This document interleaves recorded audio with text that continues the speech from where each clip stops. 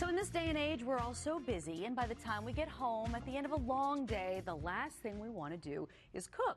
But if you have some healthy staples on hand in your pantry, you can whip up a great meal, a healthy meal, in no time. Welcome, nutritionist Samantha Eaton, a certified health coach. Hello, how are you doing, young lady? Hi, fabulous. How are you guys? Right. Hey, Samantha, okay, this used to be a real problem for you, right? Yes. So you can relate to this struggle. It's real. It is so real. So I used to get home from work. I'd work a long day. I'd go to the gym.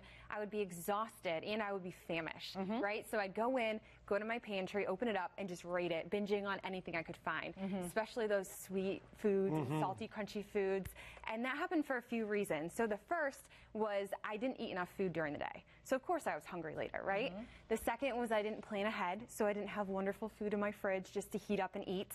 The third was that I had those, sweet, salty, crunchy snacks in there ready to go. So when I was hungry, of course I would binge on them. Right. And the last one was I didn't have my pantry stocked beautifully with all these delicious items to quickly and easily make delicious foods, that would be good for me. Well, because that's what it comes down to, is some planning and some preparation. Your Exactly. first step to help all of us eat a little bit healthier is to prepare and purge. Yes, prepare and purge. So the first step, like with anything, is always the hardest, right? So I'm encouraging everyone to figure out what their fun factor is. How do you make this more fun for yourself? Do you pour yourself a glass of wine? Do you pour yourself some green juice or kombucha?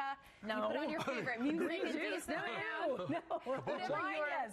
whatever Kombucha, your fun okay. factor is, All right. do that, because at least you're in a good mood to get started. Next, point. you're going to go through your pantry for every single thing you have in there. Every single thing? Single thing in your pantry. Take it out, look at the expiration date first.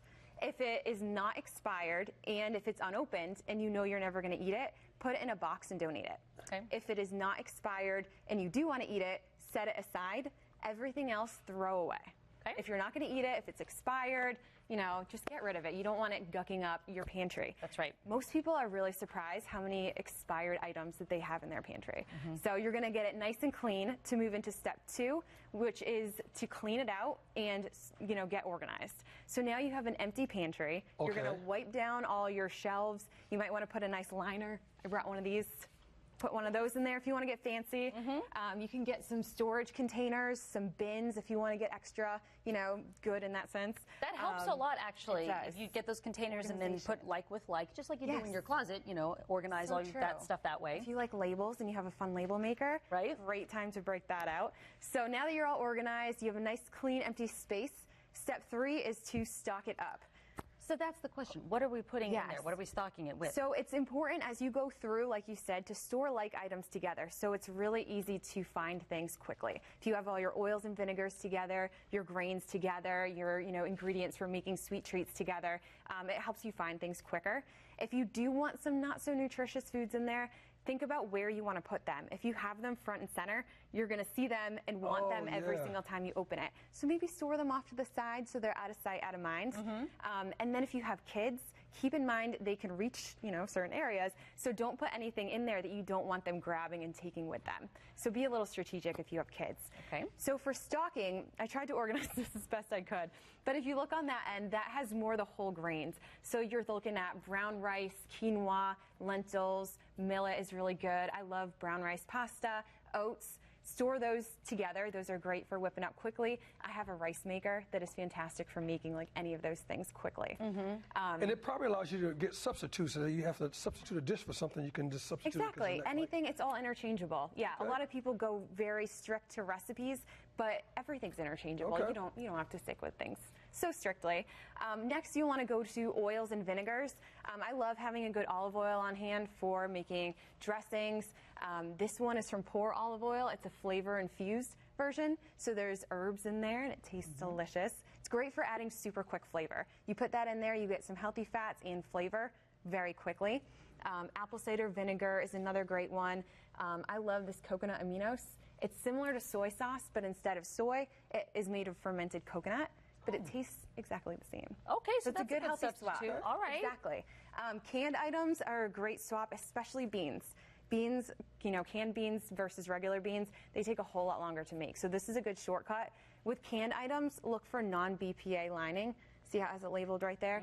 Because if it has BPA in there, it can leach into your food. So be aware of that. You want to minimize the chemicals as much as possible. Sure. Canned tuna is one of my favorite shortcuts for a really quick snack or dinner or lunch. This is my personal favorite Like some brand. fish. Yeah, exactly. Some other canned items. There's roasted tomatoes, salsa, jarred sauces are good. Chicken stock is, of course, a big staple. Even essential oils. So lemon. If you don't have any lemon in your house and your recipe calls for lemon, essential oils are always good. Just throw a drop of lemon in there and you have delicious lemon I would flavor. never think to do that. Yeah. That's good to And then know. sweet treat things. These are great containers, these OXO Pop Tops. So you can keep cereal in there to keep that fresh for a while. Nuts and seeds. Nuts and seeds are great snacks to have on hand, but all nuts have oils in them, which go rancid a whole lot faster if you store them in your pantry. So if you're going to eat them within a month after you open them, you can keep them in your pantry, but anything longer, put in your fridge or your freezer. It'll make them stay fresher a lot. Wow. Samantha, great job. Thank you so much. You can get even more tips for how to stock your pantry.